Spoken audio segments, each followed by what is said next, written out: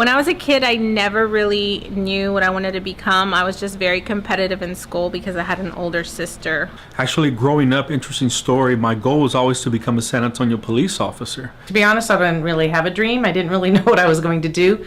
My dad was a scientist, my mom was a teacher, and I knew I was going to college. That's all I knew. I was going to go to college. When I was real young, I wanted to be the President of the United States. But then dreams change a little bit.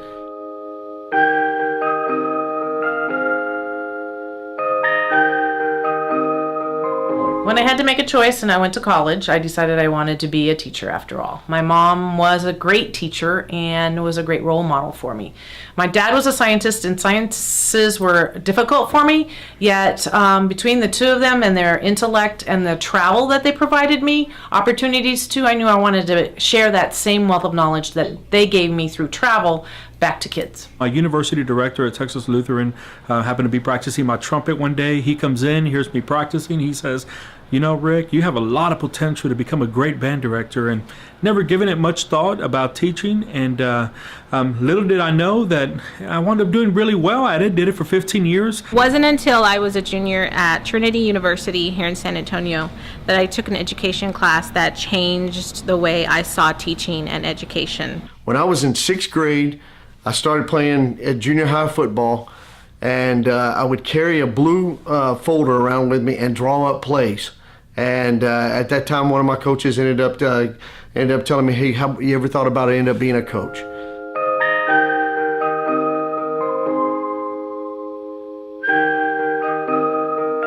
Sometimes people can see things in you that you can't even see in yourself. The name of the person is Chris Wickerham. He happened to be a principal that was at the International School of Americas at one time, and he suggested that the writing that I was doing for social studies curriculum showed leadership opportunity, and why don't I go to Trinity University? Professor Thomas Petter, and he was so enthusiastic when we started class, and he put an agenda up, and he just had so much passion for what he did, and I knew that's what I wanted to do. And going back to high school at Burbank High School back in 1989, when I had a counselor by the name of Josephine Lázaro, and she says, "Rick, come to my office."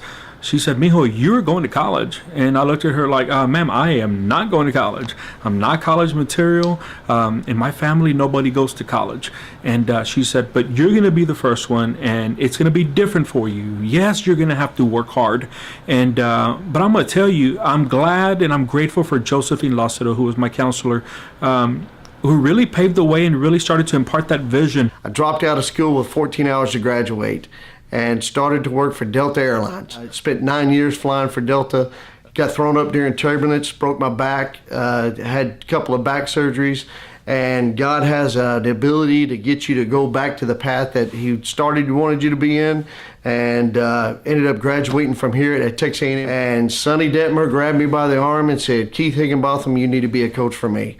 17 years later, here I am. The most important thing I can remember about that is up until that moment in my life, I never had one individual really that believed in me. Sometimes when in your life at such a young age, you feel like it's a great mess, your great mess will turn into your great message if you just hang in there. But you have to fight the good fight of faith.